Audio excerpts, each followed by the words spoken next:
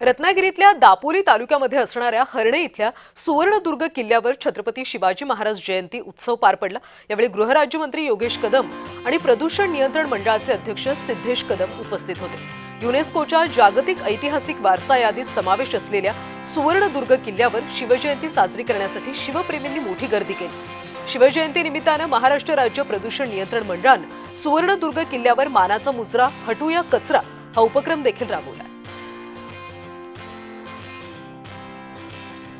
तर आपल्या राज्यातले 11 किल्ले आणि इतर राज्यातला एक किल्ला ज्यांना युनेस्कोनी हेरिटेज स्टेटस प्राप्त झालेला आहे, या किल्ल्यांचं 100% संवर्धन, त्याचबरोबर या किल्ल्यांवर स्वच्छता मोहीम, हे तिकडचे जे शिवप्रतिष्ठान आहेत या सगळ्यांना सोबत घेऊन आपण या किल्ल्यांचं एमपीसीबीच्या माध्यमातून त्याचं संवर्धन आणि त्याचं स्वच्छता ठेवण्याचा एक उपक्रम एमपीसीबीने हाती घेतलेला आहे।